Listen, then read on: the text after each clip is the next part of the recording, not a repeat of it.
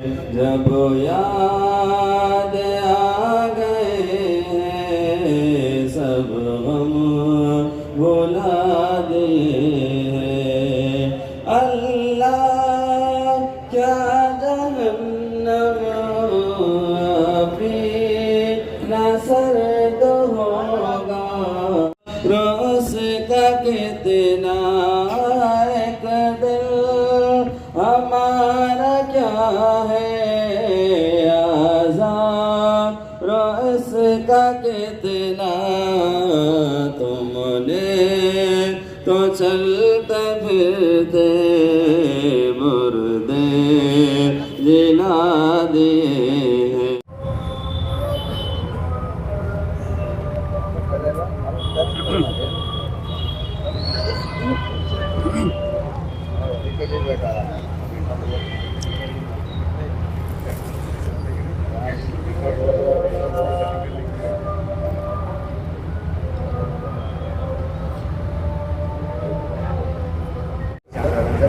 यहाँ मौजूद हमारे आइम्माए मसाजिद बुजुर्ग हजरात उलमाए कराम मेरे नौजवान साथियों दोस्तों, ये जो आज की मीटिंग और दावत मुनाकिद की गई है, कल रात में हमारे कुछ साथियों ने मुझसे गुफ्तगू की, मुझसे बहुत सारी बातें पूछी। ख़ास तौर पर 2024 के असम्बली इंतखाबात, इस हल्के असम्बली के बारे में मुझसे पूछा। बहुत सारी बातें मैं उनसे कहना चाहता था, फिर मेरे जहन में आया कि अपने हम ख्याल, अपने चाहने वाले, अपने से मोहब्बत करने वाले, उनके साथ बैठ कर गुफ्तगू की जाए। मेरे दो साथियों ने आगे बढ़कर आज की दावत का एहतमाम किया है। मैं उन दोनों साथियों का, हमीद भाई, अब्दुल रहीम भाई, उनका शुक्रगुजार हूँ। आप तमाम का भी शुक्रगुजार हूँ कि आप मेरी साथियों की दावत पर यहाँ पहुँचे हैं। यकीनन गुज़िश्ता कई सालों से आपकी सरपरस्ती में, आपकी मदद से मैं सियासत में काम कर रहा हूँ। 2014 के असेंबली इंतखाबात में कुछ हज़ार से अपने को शिकस्त हुई। 2019 का आपके सामने है। 2019 से हम मेहनत कर रहे थे और कर रहे हैं, मगर मेरे और पार्टी के जो मामलात थे, लोग मुझसे पूछ रहे हैं आपके टिकट का क्या हुआ, लोग मुझसे पूछ रहे हैं आपने फॉर्म क्यों नहीं भरा। तो मैं चाहता हूं पब्लिकली, ख़ास तौर पर उन साथियों को बताऊं जो मेरे लिए कंधे से कंधा लगाकर दिलो जान से काम कर रहे हैं। वक्त आने पर मीडिया और प्रेस को बताया जाएगा, मगर मैं जानता हूं ये हजरात मेरी हमदर्दी में कम, उनके टीआरपी में ज़्यादा आए हैं। आने दीजिए, कोई छुपाने की बात नहीं है। शुक्रिया शुक्रिया। नहीं भाई, आपका मामला मीडिया का मामला है। यकीनन हम आपके भी शुक्रगुजार हैं। देखिए, जब पार्लियामेंट के इंतखाबात हो रहे थे, ताज विवांता होटल में मोहतरम बैरिस्टर असदुद्दीन अवैसी साहब ने इम्तियाज जलील, इब्तिसाम, इन दोनों की मौजूदगी में मुझसे कहा था कि आपको हम मशरक़ी हल्के असेंबली का टिकट भी देंगे, चुनकर भी लाएंगे, खर्चा भी बर्दाश्त करेंगे और ये सीट गिफ्ट में देंगे। मैं बहुत मुतमईन हुआ। जब 9 सितंबर को वक्फ के एक्ट पर मीटिंग हुई, वो मीटिंग में मैं मौजूद था। वक्फ एक्ट की मीटिंग हज हाउस में हुई थी। उसके बाद एक प्रेस कॉन्फ्रेंस हुई। उन्होंने असेंबली के 5 उम्मीदवारों के नाम डिक्लेयर किए। मुझे थोड़ा धक्का बैठा, भाई मेरा नाम क्यों नहीं आया। मैं इस पसोपेश में था, हो सकता कोई मसलहत होगी, अपना कायद है, उन पर एतमाद करना चाहिए। फिर उसके बाद मुख्तलिफ अफवाहें, मुख्तलिफ बातें सुनने को मिली। मैंने सोचा हम इतनी मेहनत कर रहे हैं, क्यों ना डायरेक्ट और रास्ते उनसे जाकर बात की जाए। 21 सितंबर को मैं हमारे ड्राइवर इरफान के साथ बाय एयर हैदराबाद गया, दारुस्सलाम पहुंचा। साहब का कोई प्रोग्राम चल रहा था। मैं उनकी गाड़ी के पास जाकर खड़ा, उन्हें असदुद्दीन अभी साहब से कहा, साहब मुझे 5 मिनट का वक्त दीजिए, मुझे आपसे अहम और ज़रूरी बात करनी। उन्होंने कहा नहीं, मुझे स्कूल के फंक्शन में जाना है। मैंने कहा भाई मैं आपकी गाड़ी में बैठता हूँ, मेरी बात सुन लीजिए। उन्होंने पूछा है कब तक हैं आप। मैंने कहा मैं जब तक आपसे बात नहीं होती उसके लिए मैं आया हूँ, वह शाम के मुशायरे में आप आ जाइए। ठीक है, अब कायद है, पार्टी के सुप्रीमो हैं, बात तो सुनना पड़ेगा। मैं वापस होटल पर आया, मैं सोचते रहा। मैंने एक व्हाट्सएप डाला, फिर उनका जवाब आया, फिर मैंने व्हाट्सएप डाला। वो व्हाट्सएप भी मैं पब्लिकली डिक्लेयर करूंगा, बताऊंगा। मेरे समझ में ये आया कि पार्टी सुप्रीमो के पास मेरे लिए जो गुज़िश्ता 10 साल से पार्टी का काम कर रहा है और माली मामलात में अल्लाह के फजल करम से बेदाग हूं, जेब से पैसे खर्चता हूं। मैंने लाखों करोड़ रुपये पार्टी के लिए कौम मिलत के लगाए हैं। मैंने कोई एहसान नहीं किया, मैंने अपना हक अदा किया। मैं महाराष्ट्र का कारगुजार सदर था, जहां मॉब लिंचिंग वहां पहुंचा, बड़ा मुझे थोड़ा सा तकलीफ हुई। मैं मुशायरे में नहीं गया। सुबह की फ्लाइट से मैं वापस आ गया और दिन भर सोचते रहा। फिर मैंने सोचा एक खत तहरीरी शक्ल में अपन बैरिस्टर असद नबी साहब को देना चाहिए। वो खत मैंने 23 तारीख को भेजा, उनको 5 बजे मिला। वो खत की कॉपी आपको दे देता हूं, अल्लाह ने चाहा तो चंद दिनों में अखबार में भी छाप दूंगा। वो खत मैंने उर्दू में तहरीर किया था। मैंने उसका हिंदी में जो देवनागरी लिपि में लिखा हूं, पहले मैं आपको खत पढ़कर सुना देता हूं। वो खत कुछ इस तरह है। मोहतरम असदुद्दीन अवैसी साहब, कौमी सदर मजलिस इत्तेहादुल मुस्लिमीन और मेंबर ऑफ पार्लियामेंट हैदराबाद, अस्सलाम वालेकुम रहमतुल्लाहि व बरकातुहू। उम्मीद के मिजाज ग्रामी बखैर होंगे। हफ्ते के दिन बतारीख 21 सितंबर आपसे मुलाकात हुई, फिर व्हाट्सएप पर मैसेजेस आप तक पहुंचे, आपका जवाब भी आया। मैंने महसूस किया कि मैं अपनी बात आप तक सही और मुकम्मल अंदाज में पहुंचा नहीं सका, इसलिए इस तहरीर के जरिए आपको अपनी बात बता रहा हूं। सदर मोहतरम, मेरी उम्र 67 साल की हो चुकी है और मैं समझता हूं 2024 असेंबली इलेक्शन मेरी जिंदगी का आखिरी इलेक्शन हो सकता है। 2014 के असेंबली इलेक्शन में मैंने पहली बार मजलिस के टिकट पर 60,000 वोट दिए थे। 2014 से 2019 तक मैंने मेहनत की। 2019 में 80,036 वोट हासिल किए। अब यहाँ के जो पॉइंट्स है वो सुन लीजिए। 2019 में मेरा टिकट बहुत देर से डिक्लेयर हुआ, जिसके नतीजे में गैर यकीनी कैफियत सूरत हाल थी। समाजवादी पार्टी और एमआईएम महाराष्ट्र के दूसरे असेंबली हलकों में गठजोड़ हुआ, मगर मेरी गुजारिश के बावजूद मेरे मशरक़ी हल्के असेंबली में समाजवादी उम्मीदवार करीम कुरैशी आया और 5,555 वोट खाया। इस तरह नुकसान हुआ। उस जमाने में, अब इसमें नहीं है, मैं बता रहा आपको, मैं आपके बात सुना देता हूं। आसिम विखार साहब हमारे उत्तर प्रदेश के प्रभारी स्पोक्स पर्सन हैं।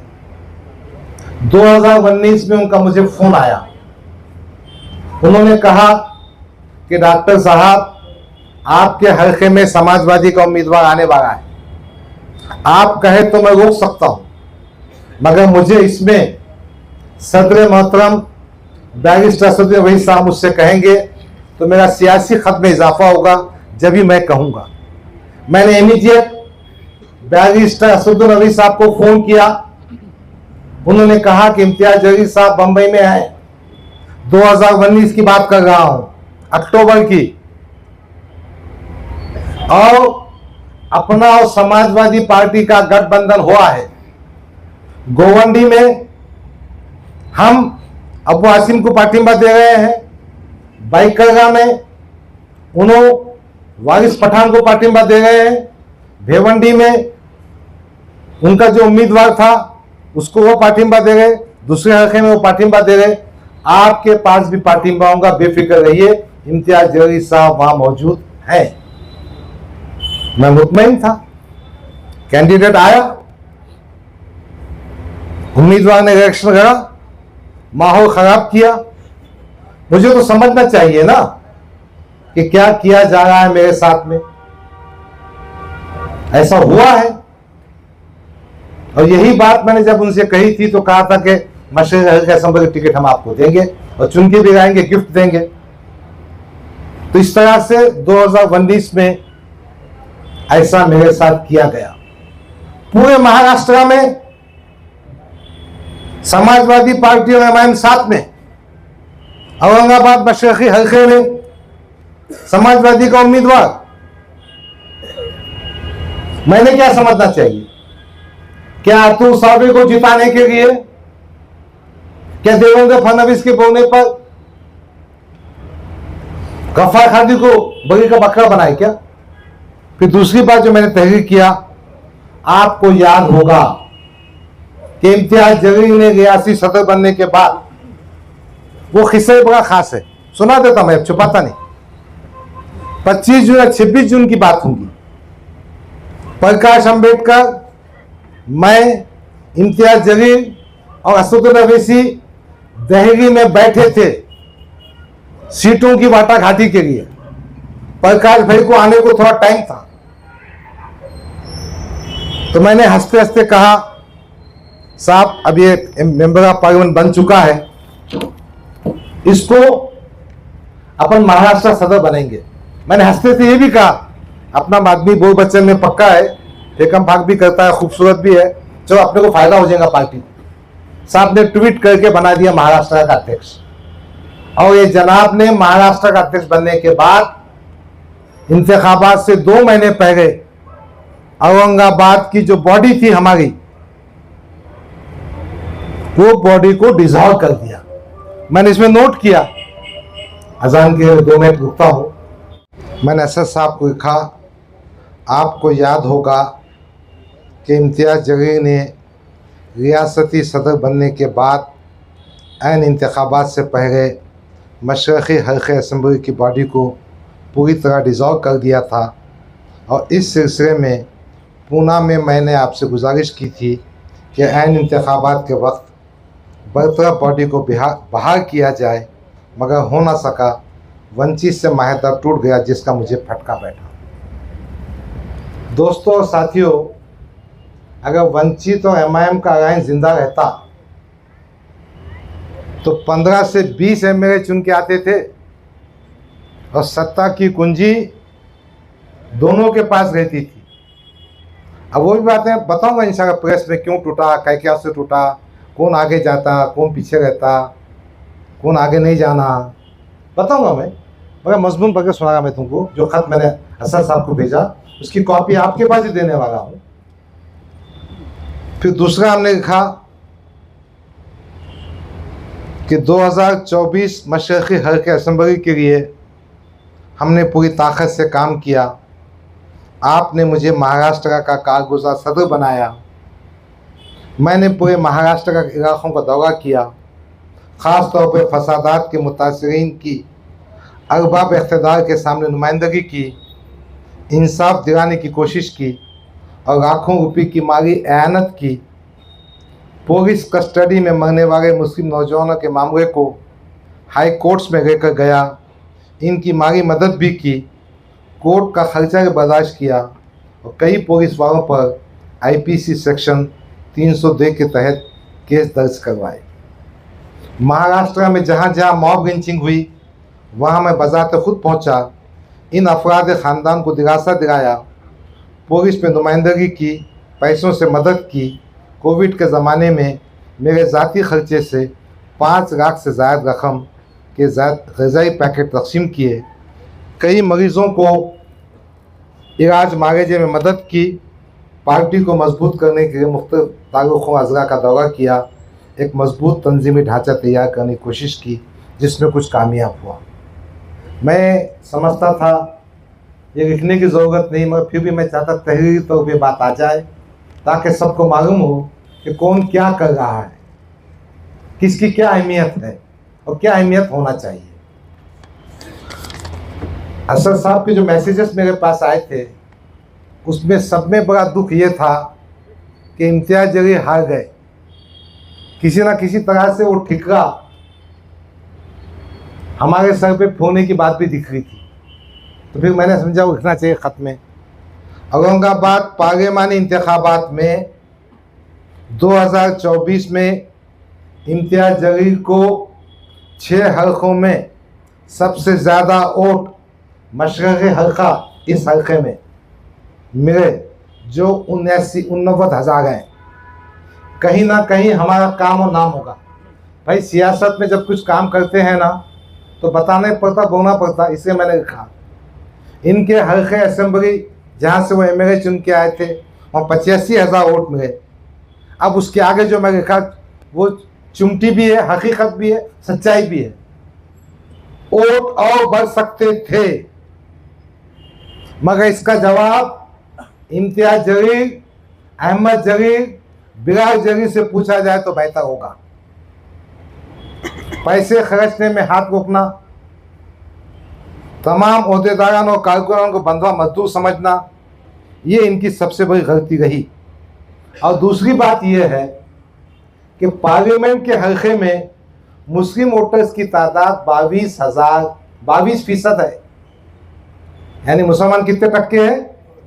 अपन ने जो सोशल इंजीनियरिंग किए थे प्रकाश अम्बेडकर को आके तो 13% बढ़ गए थे, तो 35 से 36% में चुन के आए थे 4,000 वोटों से। अब हमने गुत्ता लिया सबके काम करने का, तुम युति तोड़ते जाएंगे। खैर, आदर्श का भरोसा काम नहीं आया। वंचित का तकरीबन 1.5 लाख वोट हम खो चुके थे। इसलिए बराए मेहरबानी आपसे गुजारिश है कि इम्तियाज़ की शिकस्त के आप सही तौर पर असेस करें। मैंने कायदे मोहतरम को लिखा 2024 में मशरक़ी हल्के असेंबली में मैंने तकरीबन 200 वोटर्स रजिस्ट्रेशन कैंप लिए। आज माशाअल्लाह वोटर लिस्ट में तादाद बहुत ज़्यादा है। मैंने मशरक़ी हल्के असेंबली में समाज के मुख्तलिफ तबक़ात से बिलखुसूस नाराज़ ग्रुप से दिल जीतने का काम किया हूँ। साबिक़ा नाराज़ कारपोरेटर्स का दिल जीतना भी कोई मुश्किल काम नहीं, इंशाअल्लाह वो हो जाएगा। 2 इंतखाबात हारने के बाद 2024 के इंतखाबात में मैंने महसूस किया अवाम की बेपनाह हमदर्दी मेरे साथ है। मेरी टीम में मेरे चाहने वाले बहुत पेश हैं, बहुत तुंदई और जाफिशानी से काम कर रहे हैं। मेरा टिकट डिक्लेयर ना होने की वजह से अवाम में सवालात उठ रहे हैं। मुझे औरंगाबाद मशरक़ी हल्के असम्बली से इलेक्शन लड़ना है, किसी दूसरे हल्के से नहीं। आपसे गुजारिश है कि मुंदरजा बारह नुकारात की रोशनी में औरंगाबाद मशरक़ी हल्के का टिकट डिक्लेयर करें ताकि मुझे काम करने में आसानी हो। अगर आप टिकट देना नहीं चाहते हैं तो बराए कम इतना एहसान तो कीजिए, मुझे बता दीजिए। यही बात करने के लिए मैंने 5 मिनट का वक्त मांगा था। घंटों घंटों कई कई दिन अपनी मेहनत पैसे के साथ जिस लीडर की खिदमत में फिरता रहा, वो मुझे 5 मिनट का वक्त नहीं दे सका। डॉक्टर साहब तुम आगे बढ़ो, हम तुम्हारे साथ हैं। वसीम बेटा, वसीम, यही बात करने के मैंने आपसे 5 मिनट का वक्त मांगा था, मगर मुझे ना मिल सका।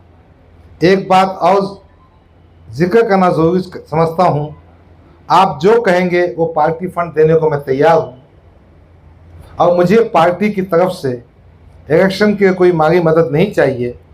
सिर्फ आप और अकबर भाई हमारी तशरीह मुहिम में आना ज़रूरी है।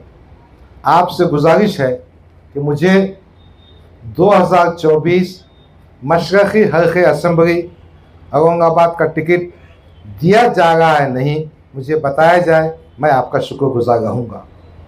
एक और बात की गुजारिश है, इस तहरीर के जवाब में ताख़ीर ना करें तो बेहतर होगा। मैंने ये ख़त 23 तारीख को मोहतरम बैरिस्टर असद नबी साहब को भेजा। शाम में 5 बजे व्हाट्सएप और मेल वगैरह भेजा हूँ, उसका रिकॉर्ड मेरे पास मौजूद है। और आज 8 तारीख है, कोई जवाब नहीं, कोई कांटेक्ट नहीं। फिर मैंने महसूस किया कि बात समझना चाहिए, इसलिए मैंने फॉर्म भी नहीं भरा, ना डीडी भरा, ना दरखास्त दी। मैंने ये महसूस किया कि अपने को जिस तरह से 2019 में टिकट दे के जुबा किया गया है, अब टिकट नहीं दे के जुबा करने का कार्यक्रम हो सकता है। क्यों? जब टिकट दूसरी पार्टियों के बढ़ जाएंगे, जब दूसरे दरवाजे बंद हो जाएंगे, जब हमको रिफ्यूज करने के बाद हम कहाँ जा सकेंगे?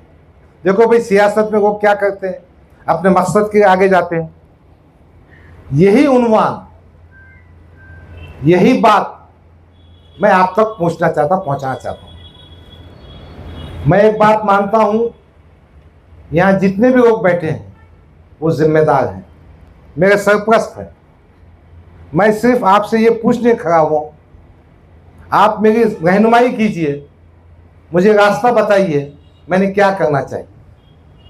मैंने ऐसा महसूस किया कि मेरी पार्टी एक कमज़ोर कैंडिडेट देना चाहती है। आज मैंने इस हल्के में इतना काम किया है कि अल्लाह के फजल करम से ये सीट MIM के टिकट पर चुनकर आ सकता हूँ। और कौन ऐसी पार्टी है जो विनिंग कैंडिडेट को टिकट ना देते हुए ऐसे कमज़ोर कैंडिडेट टिकट दे जो अतुल सावी की जीत की वजह बने? बस यही सवाल है। अब मुझे क्या करना चाहिए, आप मुझे बताइए। मैं कई रातों से सो नहीं पाया। मेरे अफराद खानदान मुझसे पूछते हैं कि गफ्फार कादरी, तुमने यहाँ 5 लाख दिए, यानी 2 लाख दिए, यहाँ गए, रात में जागे, दिन में घूमे, और तुम्हारी पार्टी क्या कर रही है? मेरे वो साथी जो मेरे खानदे से खानदान का काम करते हैं, उनका सियासी मुस्तकबिल क्या होगा अगर ये फैसला इम्तियाज जलील करता है?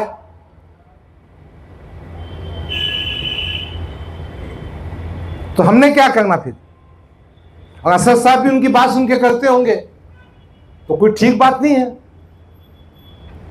भाई, मुझे अच्छी तरह से याद है, जहां जहां फसादात के वास्ते मैं गया, ये मोहतरम इम्तियाज जलील हमारा तो फोन उठाते ही नहीं। अब आप में से किसका उठाते मालूम नहीं, मगर मेरे साथी ने हंसते हुए किया, फडणवीस साहब का फोन उठाते हैं, 1 घंटे में उठाते रहते। अब सच्ची बात है कि झूठे मुझे मालूम नहीं, मगर मेरे कंस्टिट्यूंसी मैंने महसूस किया कि अतुल सावी की मदद करना चाहते हैं, एक ऐसा कैंडिडेट देना चाहते हैं। चूंकि मैंने 2019 के बाद से 2024 तक मेहनत की, घर घर गया, हिंदू बेल्ट में भी जाता हूं, मुस्लिम बेल्ट में भी जाता हूं, वंचित के पुराने रिश्ते भी हैं, और मुझे पूरा यकीन है पार्टी ऐसा काम बताना चाहती है कि हमारे सब दरवाजे बंद हो जाना, हमने कहीं जाना नहीं, फिर बाद में डिक्लेयर कर देंगे हम टिकट नहीं दे। भाई तुम रईस लश्करी का टिकट डिक्लेयर कर रहे, जुम्मा 8 दिन से पार्टी में आया, फारूक शाब्दी का टिकट डिक्लेयर कर रहे, इम्तियाज जलील का टिकट डिक्लेयर कर रहे, तो हमने क्या गुनाह करे भाई? हमारे में क्या खुशबू बताओ ना। हाँ, हमने कहा था कि 5 मेंबर ऑफ पार्लियामेंट जो अपन ने टिकटा दिए थे, उस्मानाबाद, पूना वगैरह, बहुत सी बातें थी। हमने कहा था शिवसेना को वोट देने के बारे में, हमने वो मैं बताऊंगा बाद में। हमने सच्ची बात करने की कोशिश की, इसलिए मैं आपसे पूछने के यहां बैठा हूं। अभी फैसला मत कीजिए, ठंडे दिमाग से कीजिए। मैं यहां बैठूंगा, मेरे घर आइए, बैठ के बात करेंगे। क्या मैंने पार्टी को छोड़ना चाहिए? क्या मैंने इलेक्शन लड़ना चाहिए? लड़ना तो किससे लड़ना चाहिए? कौन से दरवाजे खटखटाना चाहिए? भाई कोई भी आदमी, अब हमारे रमजानी खान है, असलम पठान है, कई दिनों से काम कर रहे। अगर इनका सियासी मकसद वही हम जैसे कायदीन खत्म कर देंगे तो ये तो नाइंसाफी हो गई ना। बस यही बात करना है। आप मेरे सरपरस्त हैं, आप मेरे दोस्त हैं, आप मेरे बुजुर्ग हैं, मुझे मशवरा दीजिए। मशवरा देने के बाद मेरा साथ दीजिए। हम सब मिलकर कम से कम इस असेंबली हल्के में एक मजबूत क़ियादत पैदा करेंगे। मुझे ये भी मशवरा दीजिए कि मैंने क्या करना चाहिए। देखो, हम सब आपस में जुड़े हुए हैं। किसी की दिल आज़ारी मुझसे कभी हुई होगी, मगर मेरा यकीन है हम में से हर फर्द कौम के लिए, मिलत के लिए बहुत जिम्मेदार। मौलाना इशाती साहब आए हैं, उनसे गुजारिश है आगे आए। और मैंने सोचा अब 23 सितंबर के बाद 8 अक्टूबर आ चुका है, मैंने भी कोई फैसला करना चाहिए, धोखे में नहीं रहना चाहिए। इसीलिए मैं आपके बीच आया, आपसे गुजारिश कर रहा हूँ, मुझे मशवरा दीजिए। आपको ठीक दिखता है तो साथ दीजिए, मेरा ख्याल रखिए। मैं किसी से उम्र में बड़ा है, किसी से छोटा है, किसी का मर्तबा दीनी तौर पे बहुत ज़्यादा है। हमारी पार्टी की जो बातें सियासी तौर पे कहना है, मैं प्रेस कॉन्फ्रेंस करके कहूँगा। अलबत्ता एक गुजारिश करूँगा कि जो ख़त मैंने तहरीर किया है वो कॉपी अपने साथ में ले जाएं, घर बैठकर ठंडे दिमाग से सोचें। अगर इसमें से कोई बात गलत होंगी तो आपका जूता मेरा सर है, मैं आपसे माफ़ी मांगूंगा और सियासत से दस्तबरदार हो जाऊंगा। खुदा बेहतर जानता है, मैंने सियासत को पैसा कमाने का जरिया नहीं बनाया। खुदा बेहतर जानता है कि फिरका परस्तों से कोई कंप्रोमाइज की बात मैं नहीं करता। खुदा जानता है मैं अपने भाइयों की इज्जत देता हूं। मैं ये कभी नहीं कहता कि कोई शख्स सियासी तौर पर मुसलमान दूसरी पार्टी में है तो मेरे जूते की नोक पे रखता हूं। मैं कभी नहीं कहूंगा। मैं कभी ये नहीं कहूंगा कि नामों से रसूल का जुलूस निकालो और संजय सिंह साथ से जाके गले मिलो, ऐसा गले मिलो जैसे बिछड़े हुए भाई। मैं ये नहीं कहता कि हम फडणवीस का फोन रिसीव करेंगे। मेरे लिए हमारे खुर्रम भाई का फोन अहम है। आप सब जानते हैं मैंने कभी फोन रिसीव नहीं किया होगा तो मैं 15 मिनट के बाद, 1 घंटे के बाद रिटर्न कॉल मारता हूं। बस आप इन बातों को सही समझते होंगे। यकीन मैं गुनाहगार मुसलमान, मुझसे गलतियां होती होंगी, कभी किसका दिल दुखा होगा। मैं हाथ जोड़कर माफी मांगता हूं, अल्लाह के मुझे माफ कर दीजिए। दूसरी बात, क्या आप नहीं चाहते कि अच्छी क़ियादत पैदा हो? बस यही सवाल, यही मशवरा, यही बात करने के आपके बीच आया था। बहुत सारी सियासी बातें, बहुत सारी अंदर की बातें मेरे पास है। जब सियासी सफ़र आगाज़ होगा इंशाअल्लाह आपके सामने लाऊंगा।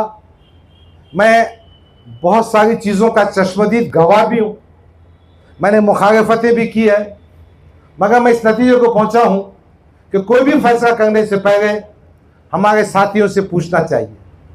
कल इत्तेफाक से कुछ मेरे साथी मेरे पास आए, वो आप दीदा हो गए, उनकी आंखों से आंसू बहने लगे। साहब अपन इतनी मेहनत कर रहे, अपना कुछ पक्का नहीं है, आप ऐसा क्यों खामोश बैठे? मैंने कहा बेटा अब मैं क्या करूं? उसमें से एक साहब ने आगे बढ़कर कहा हम एक मीटिंग रखते हैं। तो मैंने कहा ठीक बात है, अपन सब साथ में खाना भी खाएंगे, गुफ्तगू भी होगी। तो हमारे हमीद भाई, उनका मैं कुछ काम नहीं आया, मेरा दोस्त मेरे साथी है, मगर वो मुझसे मोहब्बत करते। उन्होंने कहा डॉक्टर साहब मैं खाने का खर्चा मैं करूँगा। एक दूसरे दोस्त ने कहा मैं बिरयानी बनाऊंगा। इसी तरह से जज्बा कौम का आज आप सब लोग हैं जमा हुए। मैं क्या कारपोरेटर है, क्या मैं क्या आमदार है, क्या मैं क्या खासदार हूँ, मगर आपके दिल में जज्बा है कि कहीं ना कहीं मिलत के काम होना चाहिए, लीडरशिप आगे बढ़ना चाहिए। बहरहाल एक बार फिर दिल की गहराइयों से मैं आपसे गुजारिश करता हूँ कि आप हमें मशवरा दीजिए, हमको साथ दीजिए, हमको रास्ता बताइए, हमारी सरपरस्ती कीजिए। देखिए ये मजलिस इत्तेहादुल मुस्लिमीन के अफराद नहीं है, ये मिलत के अफराद हैं। कहीं ना कहीं ये इक्वेशन बदलना होगा कि ये बात है कि मिलत के दर्दमंद अफराद हैं। हमारे खालिद सैफुद्दीन बैठे हैं, वो दूसरी पार्टी में है, मैं MIM में हूँ। जफर बिल्डर बैठे हैं, दूसरी पार्टी में। बब्बू भाई है, हमारे बड़े बड़े अहम शख्सियतें जमा हैं जो इस असेंबली हल्के में असरअंदाज होते हैं। हमारे मौलाना अलीमुद्दीन साहब हैं, बहुत काबिल शख्सियत है, उनका बयान सुनकर मैं बहुत खुश होता हूँ। हमारे अनवर इशाती साहब आए हैं, हमारे सुहेल साहब, डॉक्टर उमर खादरी मेरे दामाद हैं, वो सब बैठे हैं। बहरहाल हम इस फिलहाल बहुत परेशानी में हैं, कोई नतीजे को पहुंच नहीं पा रहे हैं। आपकी मदद चाहिए, आपका मशवरा चाहिए, आपकी हिम्मत चाहिए, और आप हमारा मशवरा, हमको मशवरा देंगे, हिम्मत देंगे। मैं तमाम हजरात का दिल की गहराइयों से शुक्रिया अदा करता हूँ।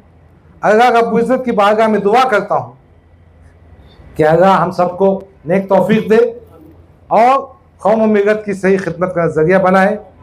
मैं इस मौके पर मौलाना अनवर इशाती साहब से गुजारिश करता हूँ कि वो थोड़ा मुखातिब भी करें और हमारे लिए दुआ भी करें। पूछ रहा हूँ, हमारे एक साथी ने कहा हम नुमाइंदगी करना चाहते हैं, आपको जो नुमाइंदगी को मेल ID टेलीफोन नंबर दिया जाएगा। सर मैं नोट करो, आगे मैं भी दे दूँ। दूसरा कहो तो मशवरा गाड़ी से खड़े हो जाओ साहब। मशवरा वगैरह आपका बहुत अच्छी बात है, वो पर्सनल मिलकर दीजिए, यहाँ दीजिए, लेकिन अब ख्यालात का इजहार इसलिए मत कीजिए कोई कि डॉक्टर साहब ने जिस दर्दमंदी से अपना दुख बयान किया है उसका तासुर खत्म हो जाएगा। अब कोई और उनके तकरीर करता है तो मेरी दरखास्त है कि आप दुआ कीजिए और अपने मशवरे डॉक्टर साहब को बाद में दीजिए या अभी दीजिए, खाने के दौरान दीजिए या अभी भी दे सकते हैं।